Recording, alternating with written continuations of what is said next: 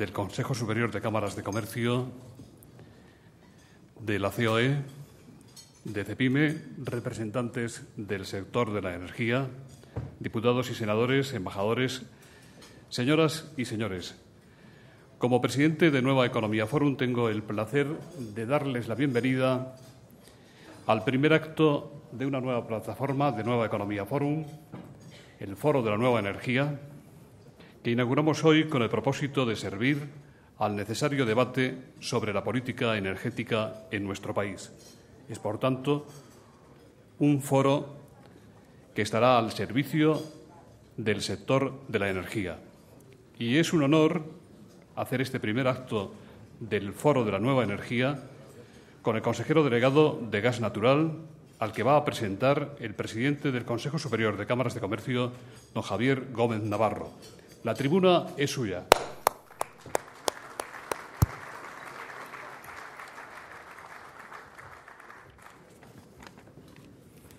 Buenos días.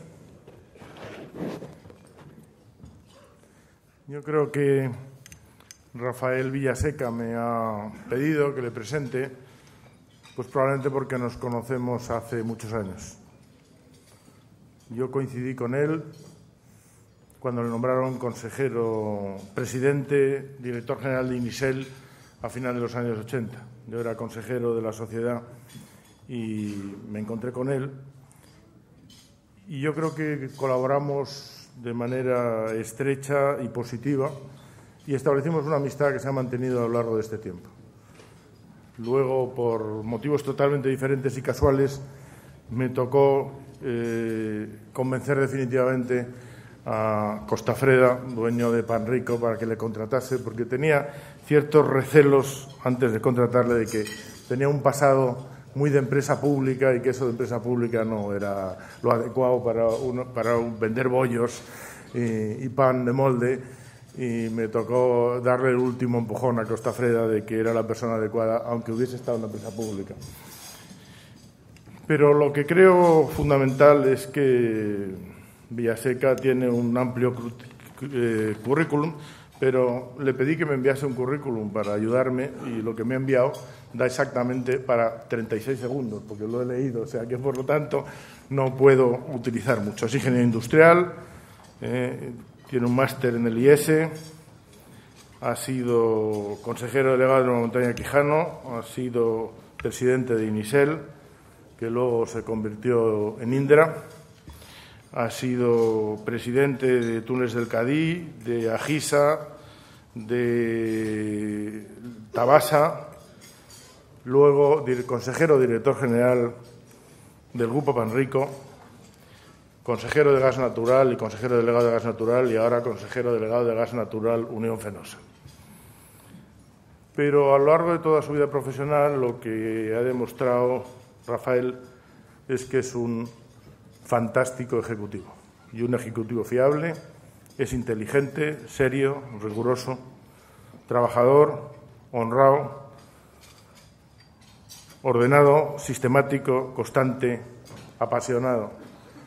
Es el ejecutivo en quien se puede confiar absolutamente porque sabes que va a llevar la empresa a buen puerto.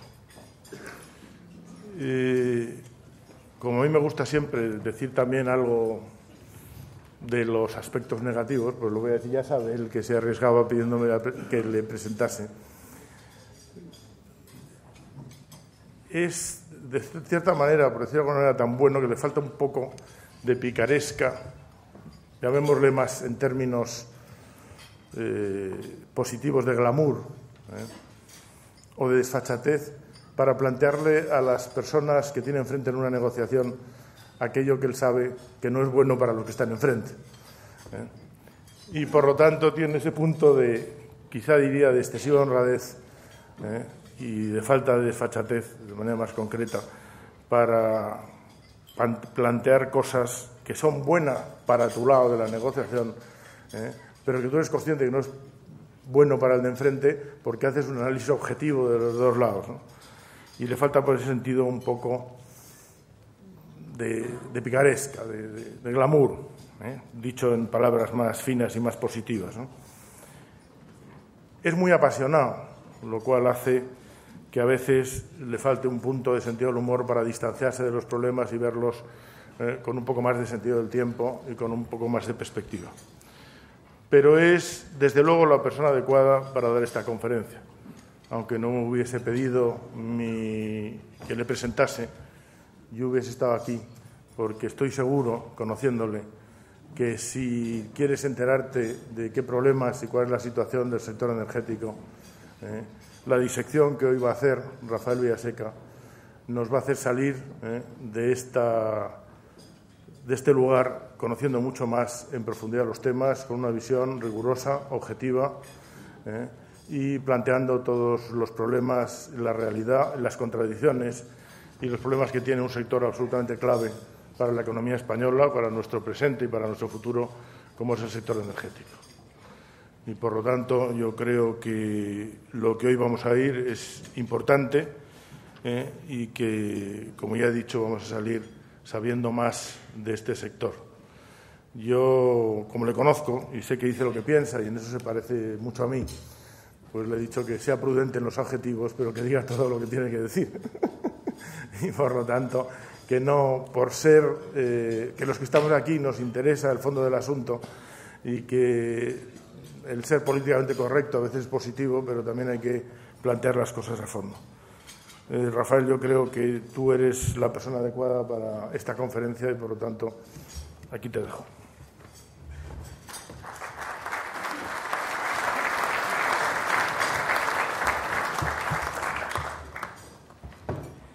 Buenos días, señoras y señores.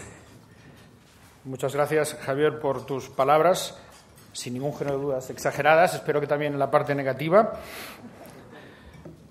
En cualquier caso, permítame expresarles mi satisfacción por poder estar aquí hoy con ustedes.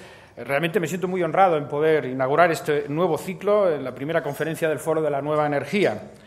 Debo felicitar a Nueva Economía Forum por esta iniciativa y por lo que significa de oportunidad en estos momentos inaugurar un foro para hablar de la energía. Realmente el momento de nuestro sector es un momento muy singular. Es un momento en el que estoy seguro de que todas las iniciativas son necesarias para contribuir al debate que debe existir, que sería bueno incluso profundizar sobre el mundo de la energía. A nadie de nosotros se nos escapa, estoy seguro, la importancia de la energía, no solo del propio sector y de las importantes cantidades de inversión y de empleo que mueve, sino por el impacto que tiene, lo conocen ustedes perfectamente, en la economía nacional.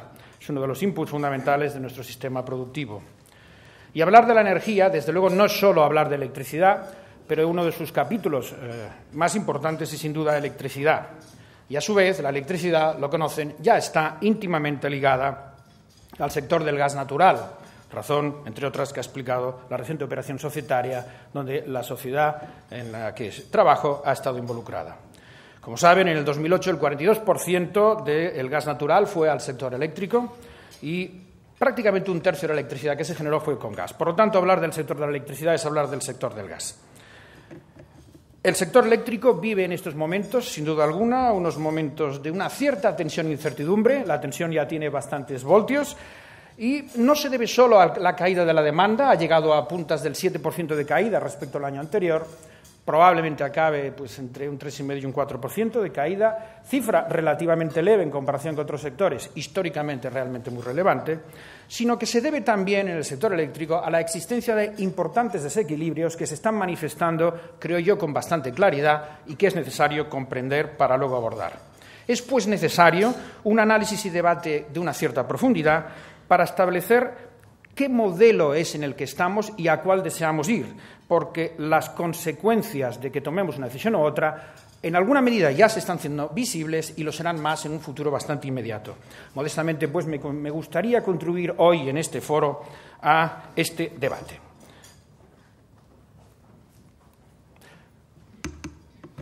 Mi intervención, como antes han visto, o la ponerla detrás, irá en estos temas. Primero, cuál es la situación reciente del sector eléctrico español, los desequilibrios que hoy aparecen, hablar del mix de generación, que puede ser el modelo que tendríamos que analizar, y establecerles algunas conclusiones y propuestas.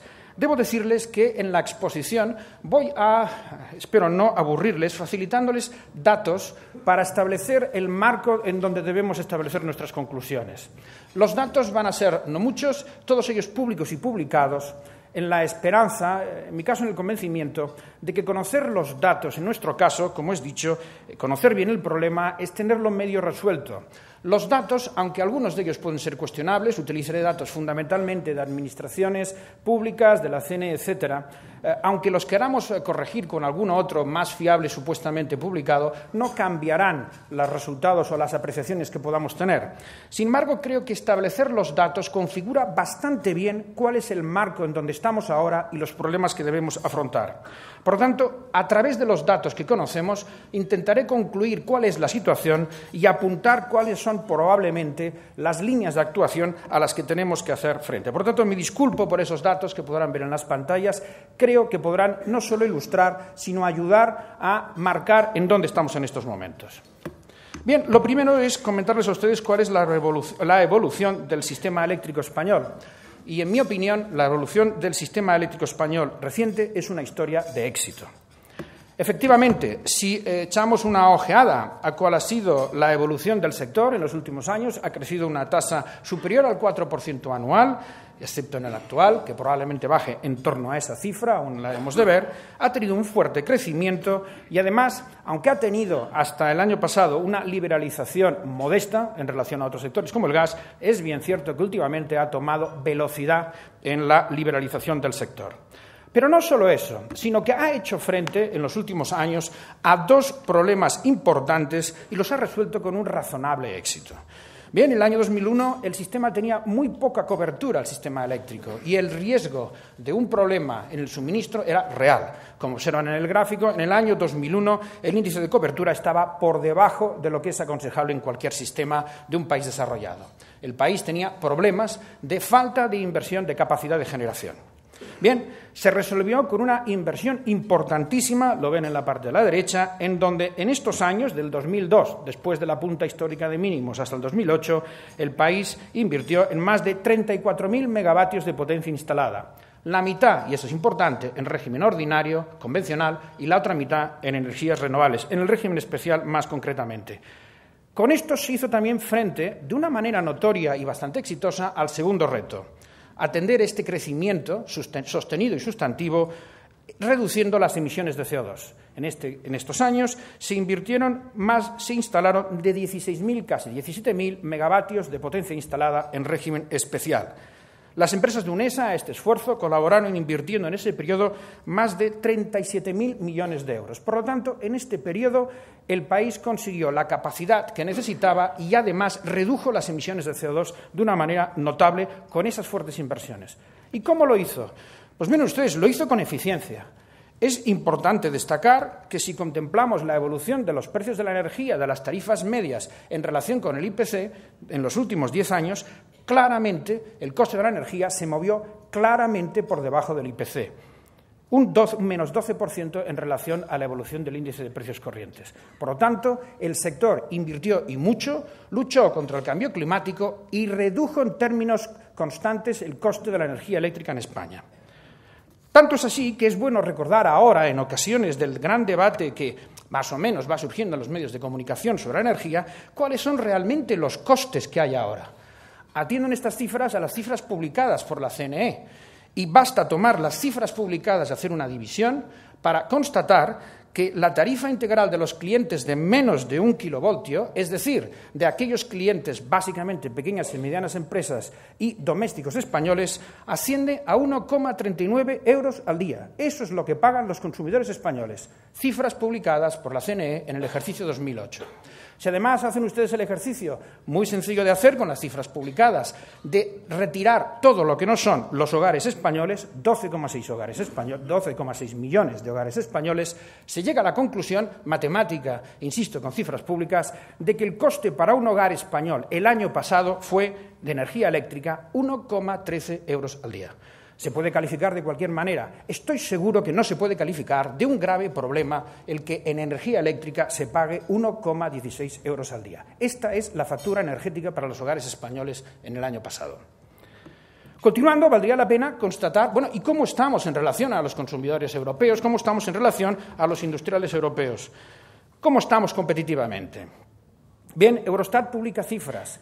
El organismo de la comunidad encargado de ese trabajo publica, y las publicadas correspondientes al 2008 nos indican que la energía eléctrica para consumidores domésticos en España es un 15% más barata que la media europea. Y solo hay 3 países, los tienen aquí, que por diversas razones tienen la energía eléctrica más barata que en España. Son las cifras de Eurostat correspondiente al año pasado. ¿Y qué pasaría en el sector industrial? Lo tienen ustedes en este otro gráfico. Eurostat también publica esas cifras. Y de acuerdo con la estadística, España tiene un 14% las cifras de energía eléctrica para los consumidores industriales más barata que la media europea. Bien, la conclusión yo creo que es clara. Con los datos publicados, con esos datos, es necesario establecer que España ha tenido un desarrollo de capacidad de generación notable, ha cubierto sus deficiencias, lo ha hecho con un alto desarrollo de políticas de renovables, por lo tanto, en lucha de cambio climático, y lo ha hecho en términos económicos altamente competitivos. No sé verlo por otras cifras en una conclusión distinta. Sin embargo, aparecen importantes desequilibrios en la presente situación. Y esa es la cuestión que me anima a participar en este debate y a exponerles a ustedes cuáles son las inquietudes que desde el sector podemos observar y la necesidad de hacerles frente de alguna manera. La situación actual presenta importantes desequilibrios.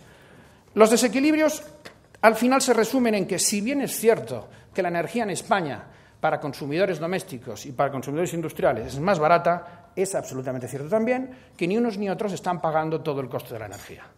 Existe un déficit en el sistema, el llamado déficit tarifario, que ha ido acumulando cantidades que a finales de este año rondarán en torno a los 20.000 millones de euros. Por lo tanto, podríamos aducir, y con razón, de que es verdad que es barata, pero existe un cierto artificio que la está distorsionando. El sistema tiene un déficit económico. Esto ha sido abordado ya por el actual Gobierno recientemente, en el mes de marzo, y por el Parlamento, aprobando un Real Decreto que ponía coto, establecía unas reglas, lo conocen ustedes, el Real Decreto Ley 6/2009, por el que se establece el final del déficit de tarifa, que debe acabar el año 2013, y además los mecanismos para liquidarlo, las cantidades que se adeudan. Pero permítame, de todas maneras, que lo analicemos, porque el hecho de que se decida luchar contra él, muy positiva noticia, no evita el que analicemos por qué se ha producido y cómo vamos a acabar con él. Bien, lo ven en estas cifras, son los datos reales publicados también por la CNE, los reales del 2008, los estimados por la CNE en el mes de junio para el 2009. Como ven, en el año pasado, 2008, el desequilibrio del sistema fue de 5.200 millones de euros. Es decir, saben ustedes, el componente es sencillo. Los ingresos hay que restar el coste de la energía, el propio coste de la materia prima y los llamados costes de acceso. Y para el corriente año, pues se espera que el déficit esté en torno a los 4.000 millones de euros, 3.996.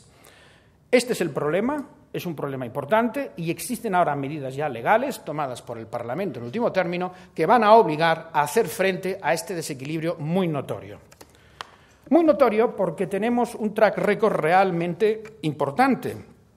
Esta es la evolución en los últimos años. Como ven, a partir del año 2004 se produce una escalada sistemática del déficit de tarifa, 4.000 millones, que va increciendo hasta el año pasado, esos 5.200, y el presente año, hipótesis de la CNE, de 4.000, aunque es cierto que el Real Decreto, ya Ley 6/2009, compromete a que deba bajar la cifra a 3.500. A partir de ahí, como ven, en los siguientes años ha tomado el Gobierno el compromiso, mediante ley, de que lo reducirá a 0 el 2013. Es decir, hay que reducirlo. Naturalmente, la primera reflexión, que es muy importante, es que reducir estas cantidades quiere decir una de las dos cosas. O se aumentan los ingresos o se reducen los costes. Si se aumentan los ingresos, es evidente que esa diferencia del 15% que tenemos respecto a nuestros competidores europeos va a disminuir. Y ya es muy sencillo hacer la cuenta, verán ustedes que no solamente desaparecerá, sino que probablemente será negativa. Es uno de los caminos. El otro, por supuesto, es luchar con los costes e intentar que los costes no nos lleven a ese déficit y que, por lo tanto, ajustemos nuestras cuentas. Eso es relevante porque, para acabar ya con los datos históricos, recordarles que vamos a acabar el año con unos 19.500 millones de euros, 19.500 de deuda del sistema acumulada, deuda que tienen los consumidores españoles con el sistema. No la tiene ni el Gobierno ni la tienen las empresas, la tienen los consumidores españoles y que tienen, de acuerdo con la ley que rige actualmente el sector, la obligación de devolverla a plazo y con intereses. Bien, de esa cantidad de 19.000 ya los consumidores han pagado 2.000, a final de año les restarán por devolver 17.000 millones. Corresponde a todas las cifras hasta el 2008, las ya concretadas por la CNE, la del 2009 es una estimación que veremos cuál es la definitiva. El Real Decreto, ya ley que va a permitir los instrumentos para atacar este importante problema, señala que de los 17.000 millones pendientes, 5.000 ya fueron titulizados, llevados al mercado de capitales y que quedan a final de año unos 12.000 millones que le debe el sistema a las compañías del sector y que se van a titulizar. Insistiendo, pues hay que afrontar esto y, evidentemente, dos caminos: incrementar los ingresos o reducir los costes. Reducir los costes. Es de analizar inmediatamente. ¿Qué costes?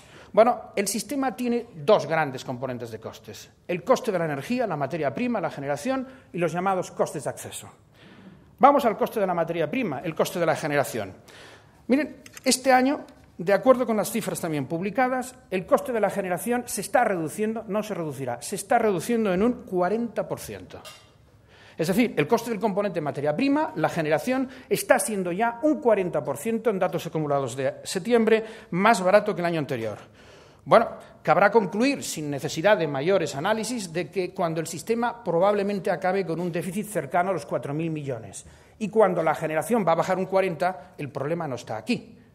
Seguro que las cosas no funcionan perfectas y que hay que establecer mejoras en todo, seguro.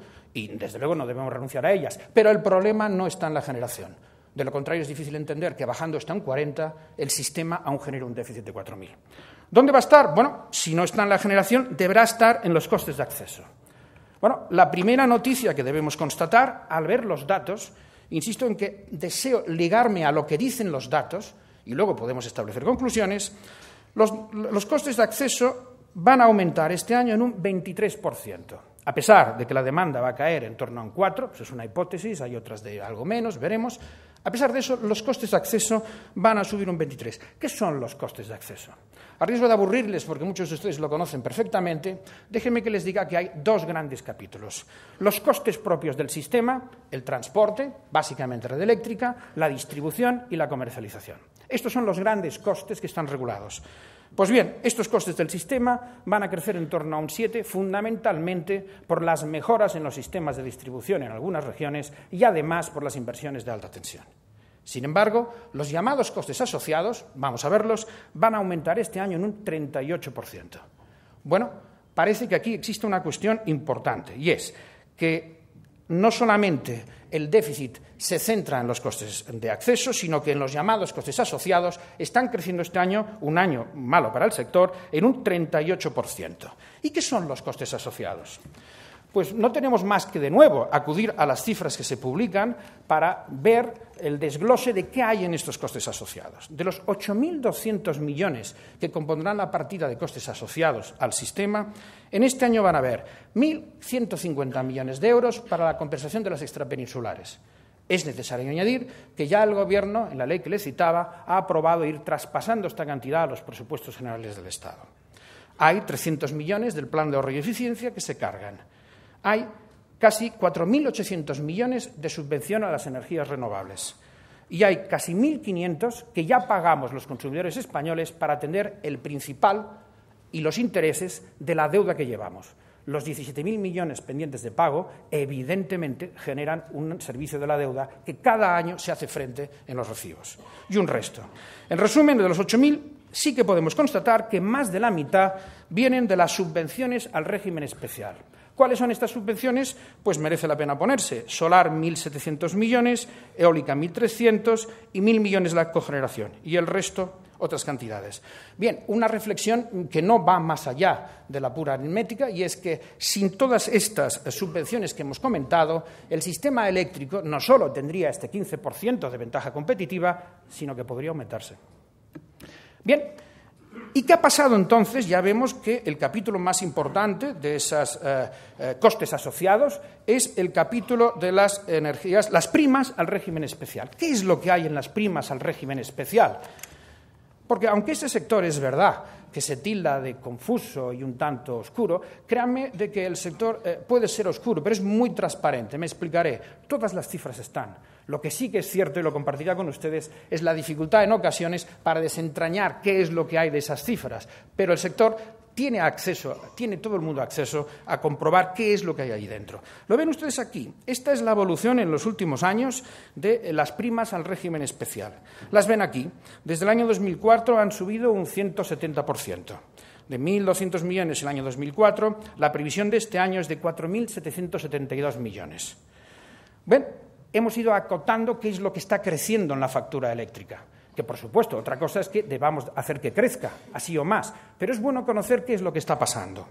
Pues lo que está pasando es que este año serán 4.800 millones lo que vamos a pagar en subvenciones, que esta cifra va a crecer, ha crecido este año en 1.400 más, les avanzo que el año que viene crecerán otros 1.000 millones más, y que la tasa de crecimiento es del orden del 40% anual.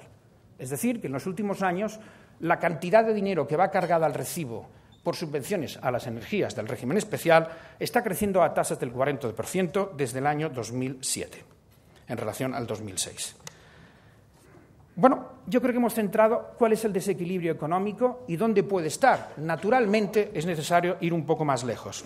Llegado a este punto, permítame dos cosas, una reflexión y una aclaración.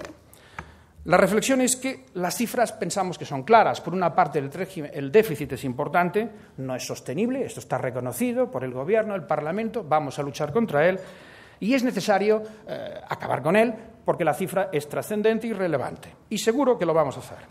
Y que dentro de este capítulo del déficit existe uno muy singular, que son las subvenciones a las energías renovables, que tanto en términos absolutos como en relativos están creciendo a una tasa muy importante. Esa es una reflexión, yo creo que bastante automática de lo que salen con la simple constatación de la situación real. La aclaración. La aclaración es que Gas Natural y quien les habla creen la problemática del cambio climático y en la necesidad de reducir las emisiones de CO2.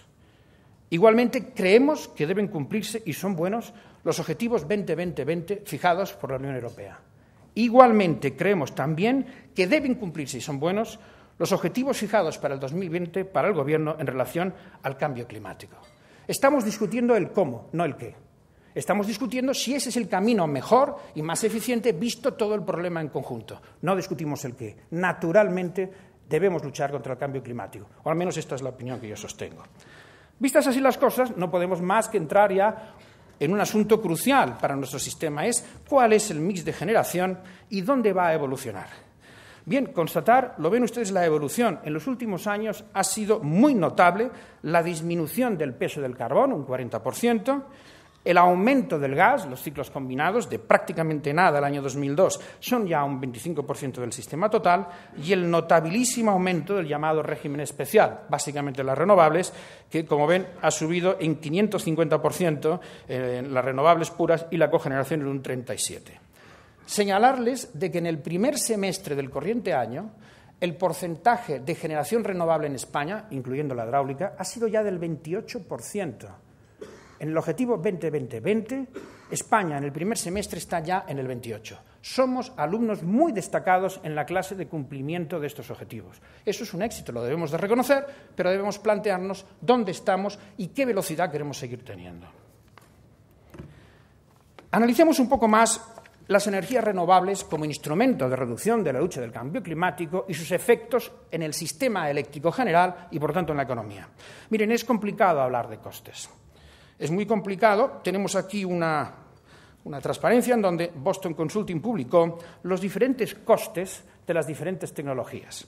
Miren, no me gustaría entretenerme en él. Naturalmente, pues se ve muy claro que la solar, en cualquiera de sus facetas, es mucho más caro que las convencionales de gas y de carbón, a lo mismo que la eólica y tal. La barra vertical que hay en cada paralelepípedo de estos pues indica el grado de variación, que es muy amplio, pero en definitiva es un orden de magnitud. Pero más importante que esto, ¿cuáles son los costes? Es ¿qué nos cuestan en España? ¿Cómo están? ¿Cuáles son los costes? Lo pueden ver ustedes de nuevo con las cifras publicadas. De acuerdo con el informe 19 de este año de la CNE, Esta es la perspectiva que presentan este año esas energías. Si el coste medio de generación en España va a ser de 42 euros por megavatio hora, la energía solar nos va a costar 10 veces más por megavatio, 453 euros. La biomasa va a costar 2,5 veces más. Y la cogeneración, la mina hidráulica y la eólica van a costar el doble. Estas son las cifras de la CNE. Este será el resultado de este año, cómo se componen estas subvenciones.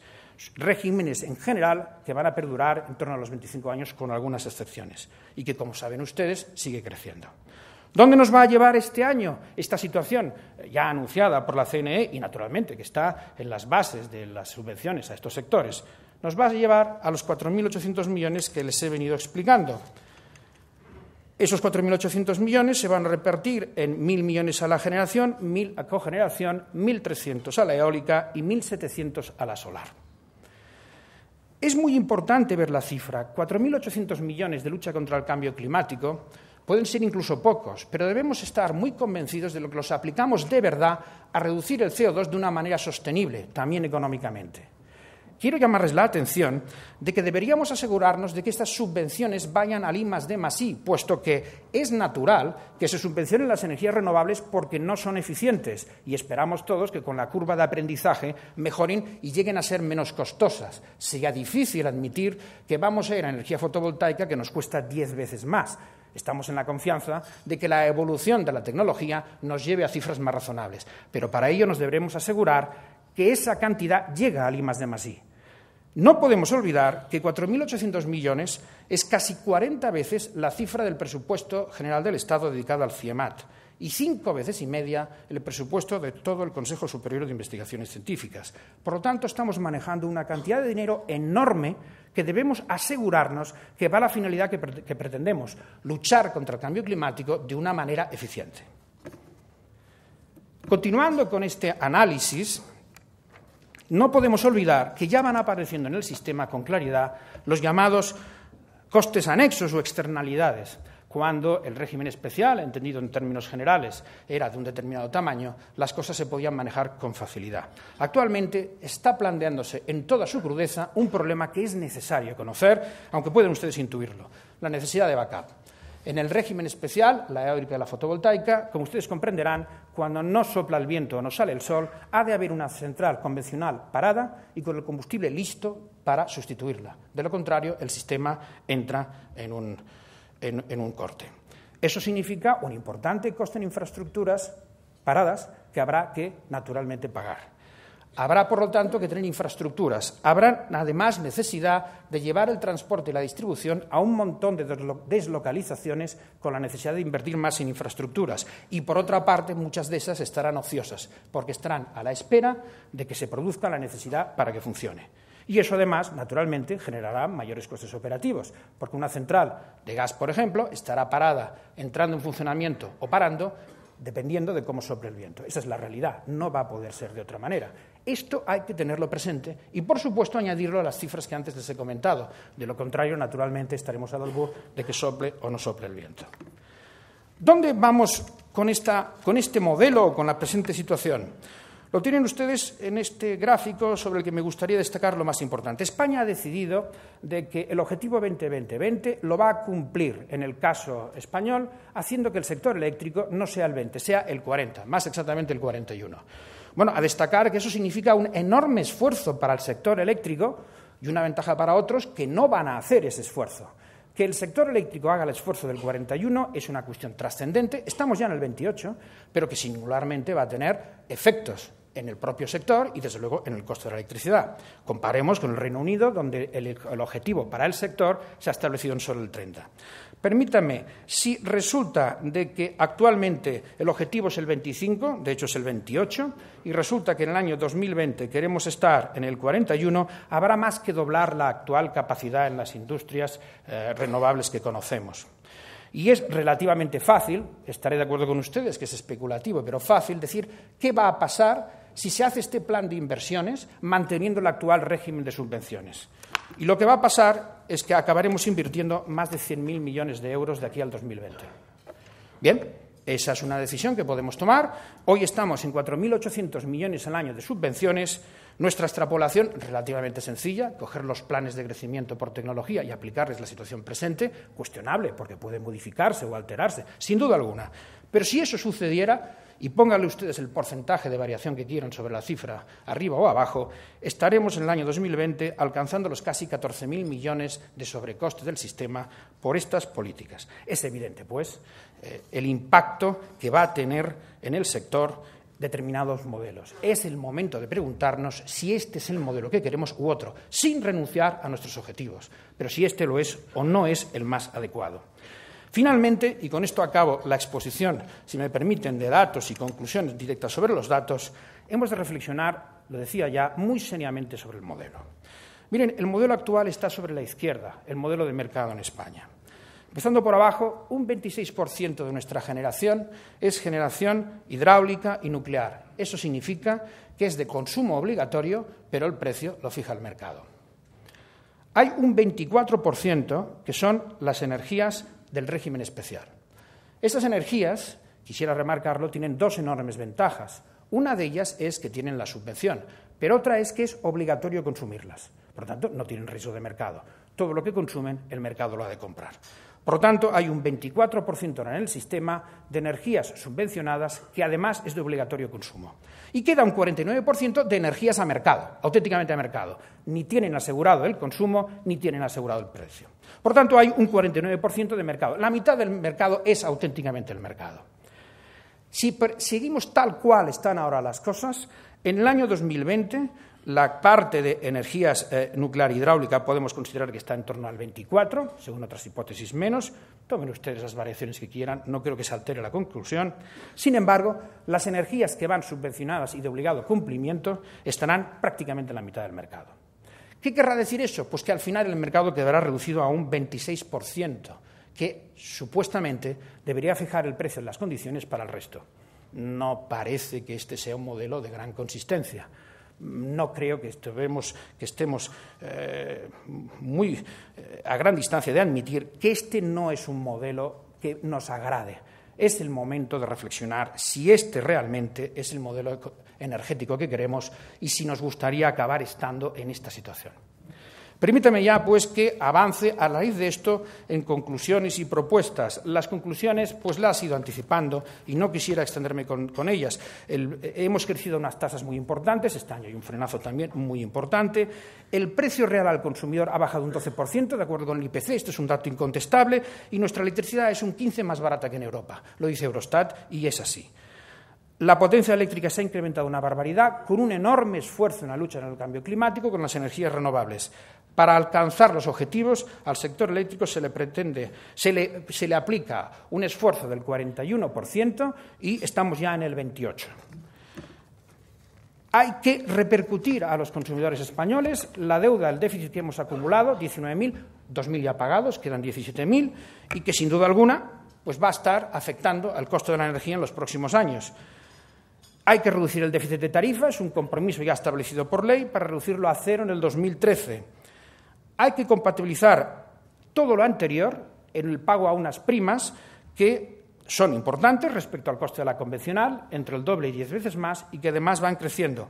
Y hay que procurar pensar seriamente el modelo energético, el mix de generación y, siendo totalmente coherentes con la teoría de que debemos luchar contra el cambio climático, establecer cuál es el mix, el sector que nos interesa y nos conviene. Para eso, permítanme 3 propuestas de línea de acción. De ninguna manera tengo la pretensión de indicarles a ustedes cómo se arregla esto.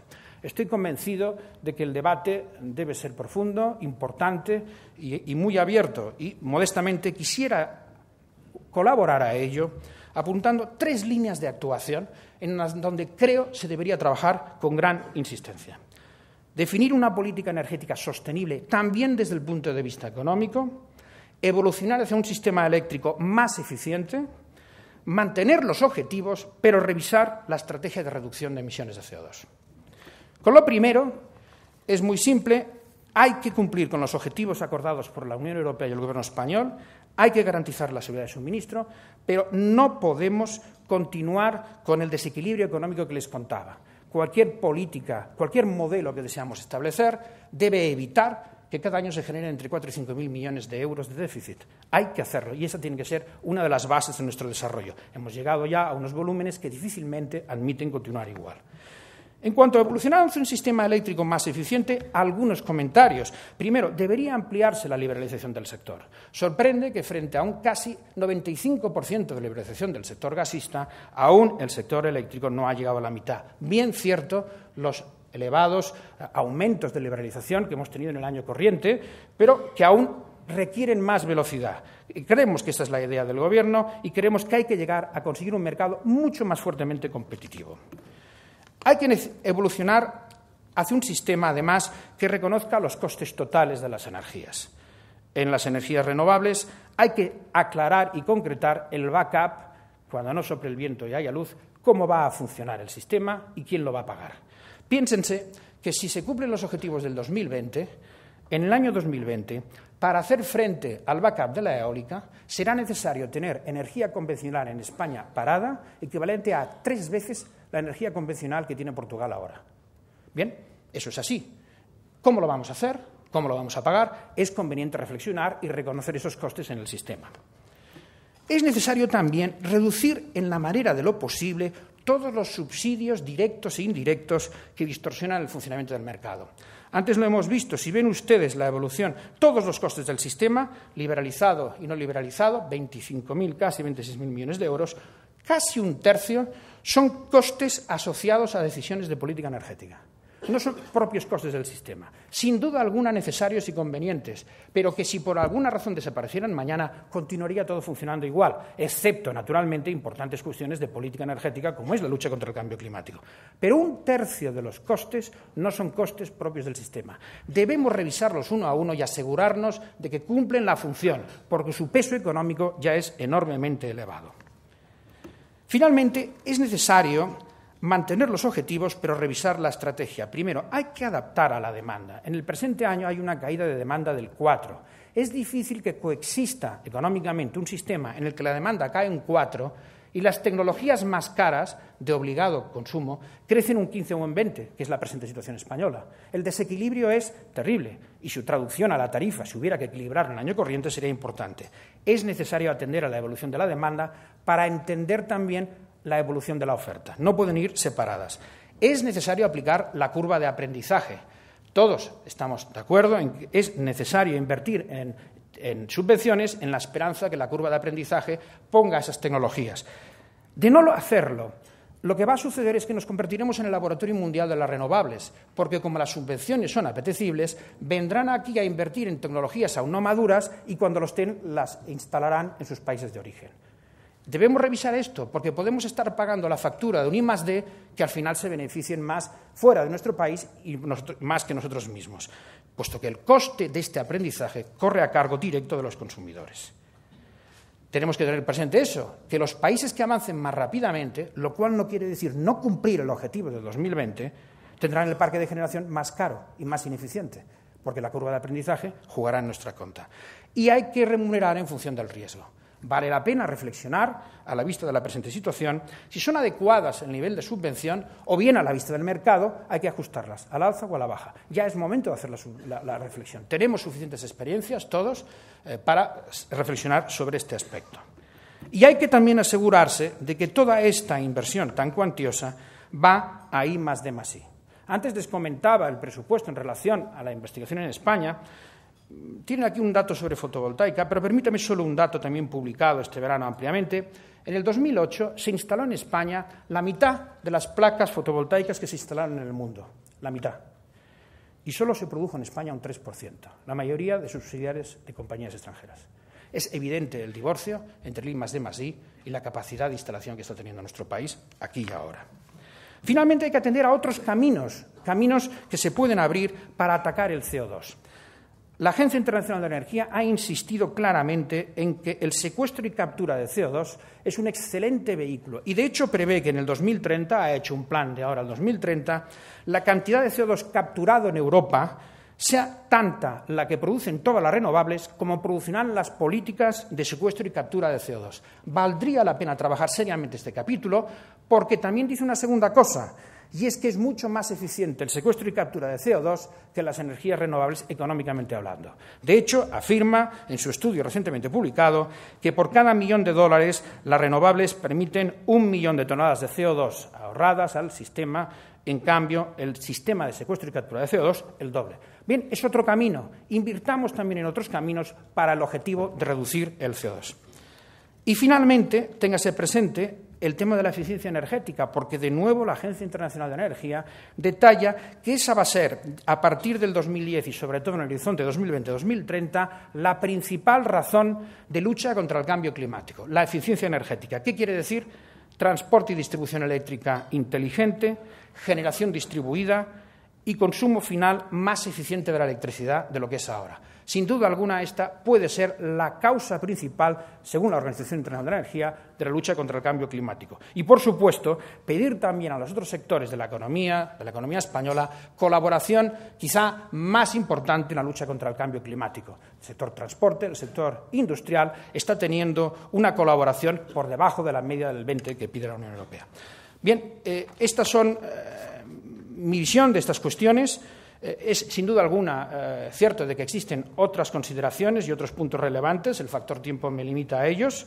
Y solo les puedo decir que confío en que sirva para profundizar y animar el debate tan importante sobre nuestro sector eléctrico. El reto es importante.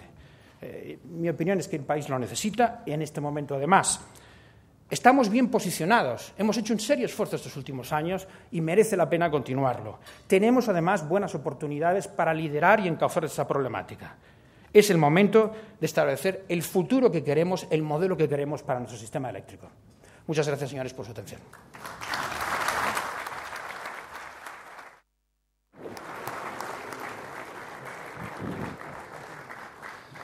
Gracias, Rafael. Muchas gracias. Magnífico comienzo para este foro de la nueva energía. El moderador del coloquio de hoy será don Ángel Boixadós, presidente de la Asociación de Periodistas de Información Económica y director general de la Agencia de Noticias Económicas, GBA. Bueno, han llegado muchas preguntas porque la exposición de Rafael Villaseca pues ha despertado mucho interés, por lo que veo. Bueno, no me resisto porque hay una pregunta que de Gerardo Díaz Ferrán, no me resisto y prefiero que la haga usted de viva voz en micrófono. Ahora.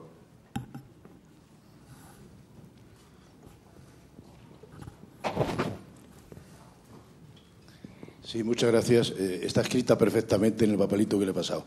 Pero de cualquier manera, cuando estamos hablando de la diferencia de costo para los hogares españoles o para la industria de la tarifa eléctrica en España con relación a la media europea, esa tarifa favorable en este momento, estamos comparando bien peras con peras y manzanas con manzanas.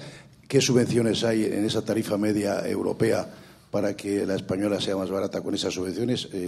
¿Qué subvenciones hay en Francia o en Alemania? Y si no las hay, ¿por qué?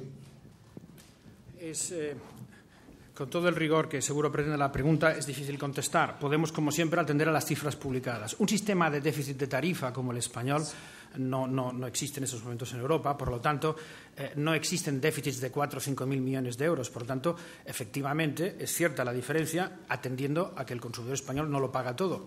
Mejor dicho, que lo pagará aplazadamente, porque pagarlo lo pagará. Es evidente, se especula sobre que otros países las subvenciones tienen a veces que ver con otros mecanismos. Es verdad que en algunos países se ha avanzado reduciéndolos de manera notable, como en Alemania. Se especula que quizá en Francia no del todo. Las cifras ahí son mucho menos transparentes. No me atrevo a concluir, y sobre todo con cifras incontestables, sí a señalar que probablemente el grado de desequilibrio español sea superior al que existe en otros países europeos.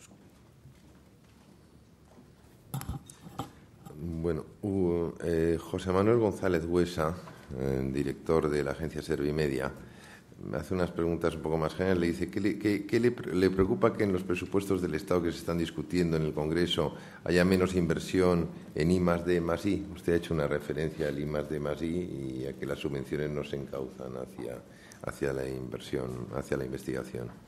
Bien, yo creo que con independencia de que el Estado colabore al I+D+I, yo en este caso mi reflexión era sobre lo que el sector eléctrico aporta al I+D+I. Es interesante remarcar que el I+D+I de nuestro sector, en principio, sobre todo en el caso de renovables, se establece que venga a cargo de los propios consumidores. Eso es un hecho relevante. En otros sectores eso no es así. La I+D+I pues va a cargo pues de los presupuestos o de las empresas. En el caso eléctrico, todo el esfuerzo para que esas energías, que son importantes, pues sean rentables, cae sobre los consumidores españoles en el recibo.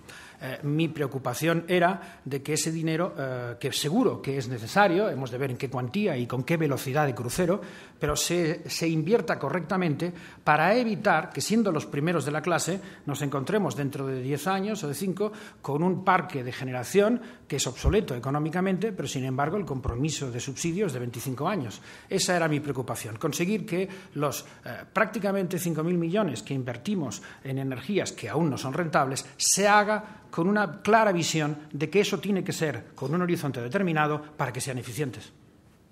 Usted lo que ha dicho es que la curva de aprendizaje jugará en nuestra contra, y me ha parecido entender que también ha dicho que estamos subvencionando el I+D+I de otros países europeos, ¿no? Bueno, es evidente de que el avance del sector hace que los últimos cuenten con tecnologías más rentables, más eficientes.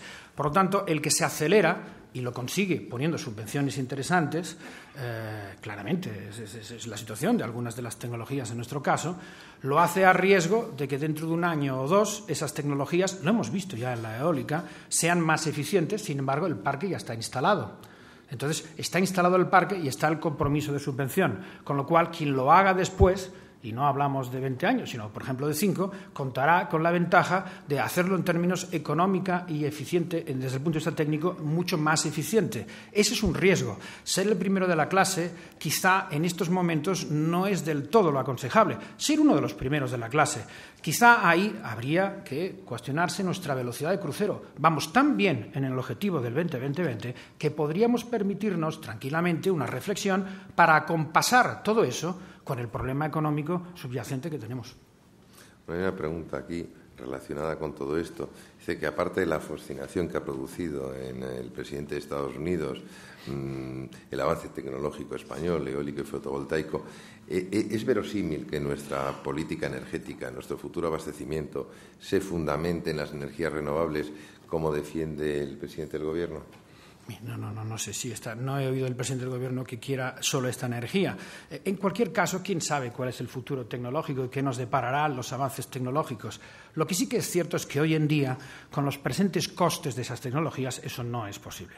Ustedes han leído recientemente, igual que yo, el debate sobre la fotovoltaica, el preregistro, etcétera. Hay en estos momentos 4.000 gigas de petición, cuando lo previsto son 400 por el Ministerio. Esa energía hoy está subvencionada con un coste 10 veces superior a la convencional. Es evidente, es fácil concluir, que eso hoy es económicamente no viable. ¿Qué sucederá en el futuro? No lo sabemos, pero sí sabemos que el parque que ahora se instale tendrá esa prima durante muchos años. Por lo tanto, es evidente que hoy no es sostenible económicamente basarse solo en renovables. El futuro, pues si la investigación, el desarrollo tecnológico llega a unas cotas de eficiencia, pues probablemente, si no todo, siempre es bueno distribuir, como casi todo en la vida, en diferentes áreas nuestros esfuerzos. Podría haber, insistir, que todo esto lo hacemos para la lucha del cambio climático y que existen otras vías, como el secuestro y captura de CO2 o la eficiencia energética, que pueden ser igual de eficaces para luchar contra el cambio climático y mucho más económicas. No me resisto a preguntarle al presidente de las cámaras de comercio, Javier Gómez Navarro, ya que está en nuestra mesa, su opinión sobre la orientación de la política de subvenciones y otros aspectos generales que considere de interés de todo lo que se ha dicho aquí. Yo no voy a decir nada porque soy un desconocedor de este tema, sobre todo estando todo el mundo que está, no solo el ponente, sino las personas que hay. Lo que yo quería hacer dos preguntas, más bien, ¿no? En primer lugar, bueno, hay el debate de que el esfuerzo de las subvenciones va encaminado a crear una industria de las renovables donde el país lidere, por decir de alguna manera, la instalación de energías renovables en otros países y que creemos una industria que forme parte de ese del nuevo modelo productivo tan comentado y tan hablado, que sea un elemento activo.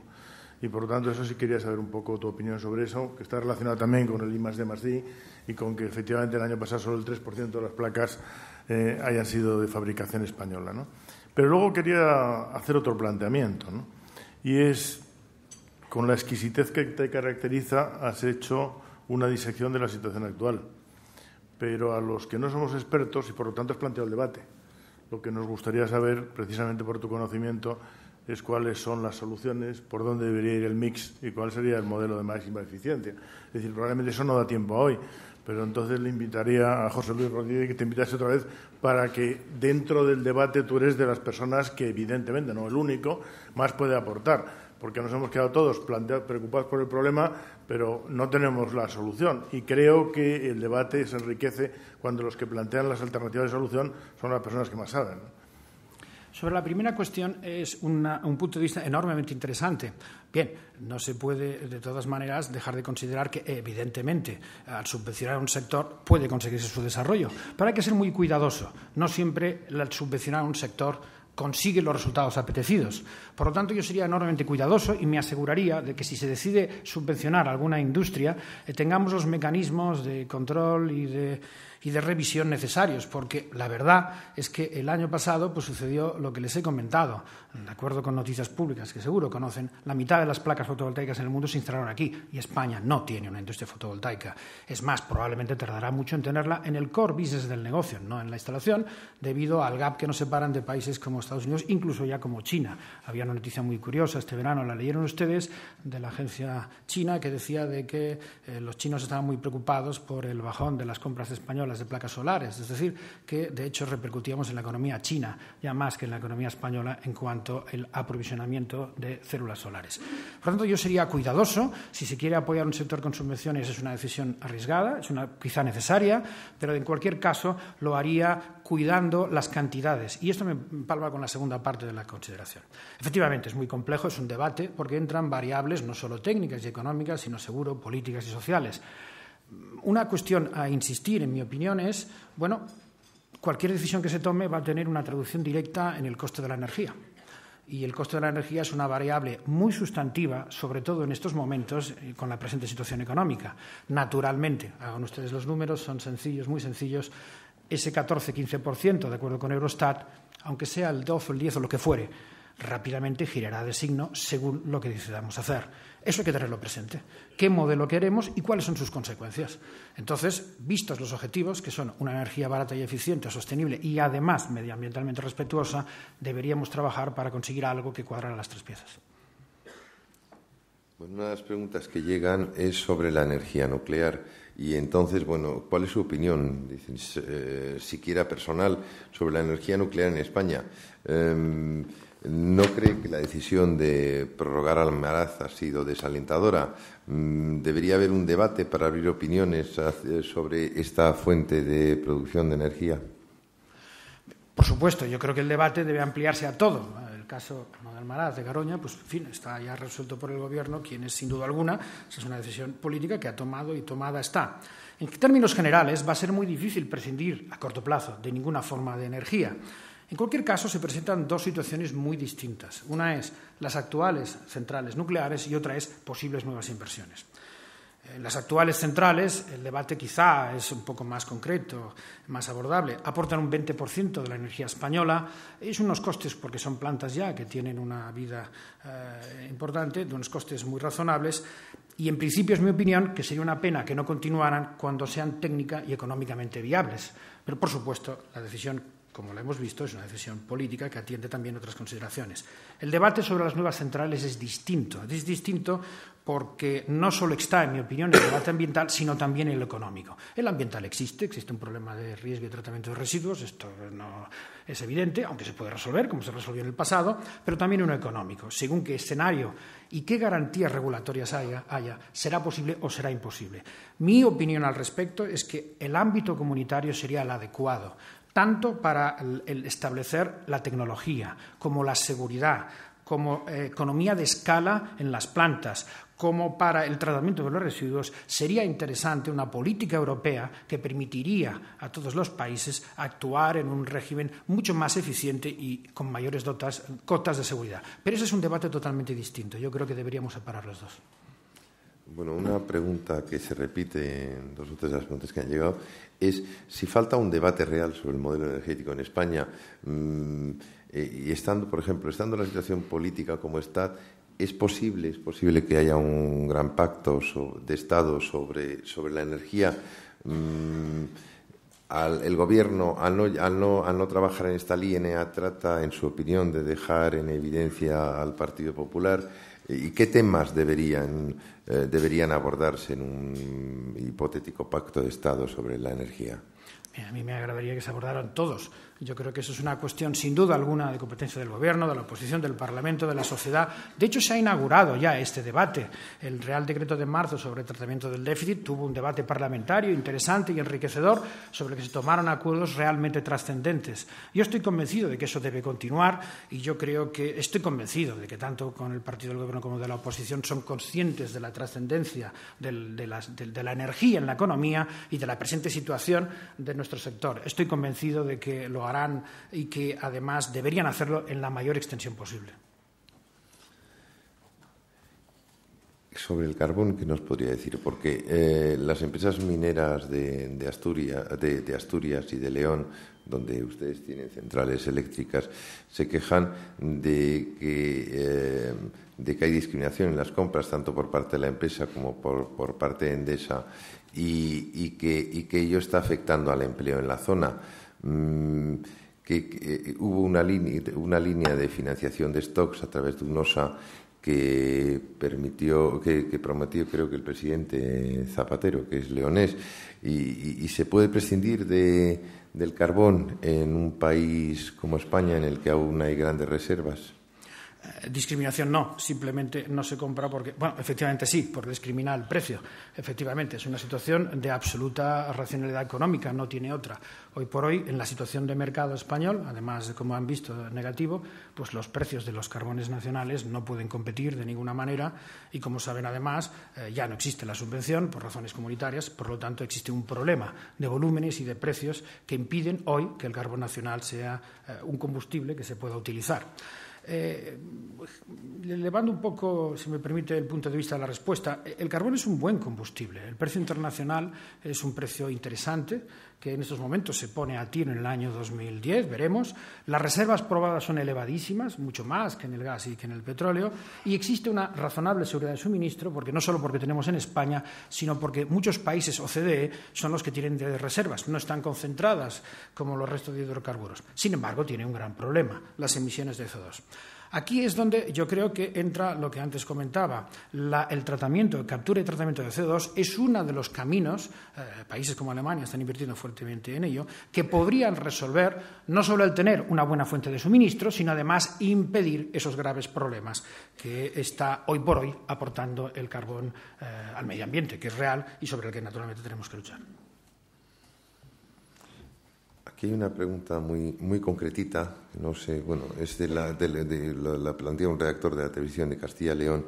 Dice qué opinión tiene sobre el rechazo de los habitantes y de determinados habitantes y ecologistas de Miranda de Ebro en torno a la implantación de una central de ciclo combinado en tierras burgalesas.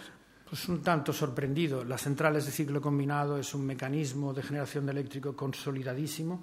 Existen centrales en gran parte de las ciudades europeas, existen 2 centrales y dentro de poco una tercera en Barcelona, en medio de la ciudad, existe otra en Málaga, existe otra en Boston, existe otra en Londres. Es decir, el mundo está lleno de centrales de ciclo combinados, no presentan ningún riesgo para el medio ambiente. Ya son muchos años que esa tecnología está funcionando con seguridad y con un cierto confort por parte de muchos países y ciudades, y francamente creo que no tiene una gran base este temor. Por otra parte, es razonable, las novedades siempre pues a veces pueden poner nerviosos, pero creo francamente que los habitantes de Miranda de Ebro deberían estar muy tranquilos al respecto.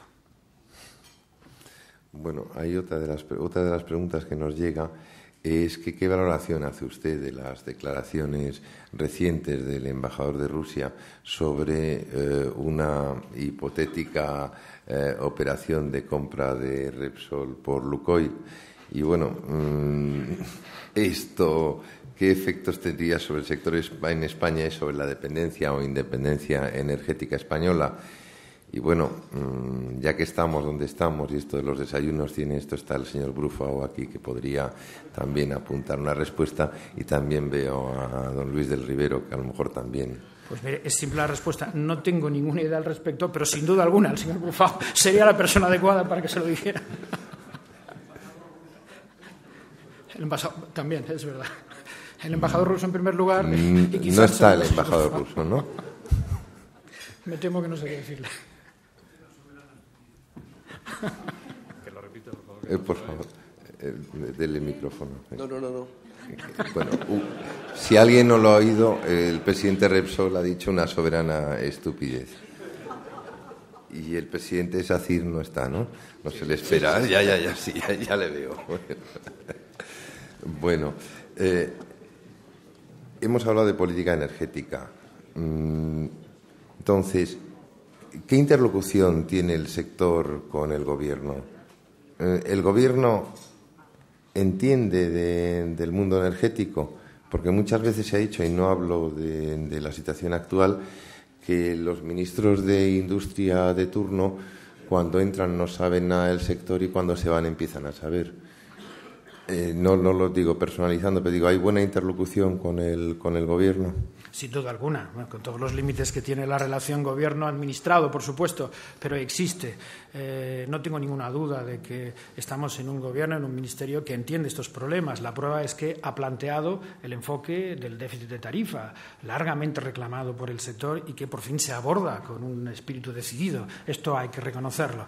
El sector es complejo, es verdad. Como les decía, yo creo que sí que es transparente porque al final lo encuentras todo en los números publicados, se encuentra todo, pero es bien cierto que es un tanto confuso y farragoso en su manera de exponerlo. Eso hace que en ocasiones, es verdad, pues cambios de funcionarios requieren un cierto tiempo, pero los actuales lo han aclimatado muy rápidamente y debemos también poner en esa consideración el hecho que ahora la Secretaría General de Energía se ha elevado al rango de Secretaría de Estado, lo cual da evidencia del interés que este ministerio, este gobierno tiene por los temas de la energía.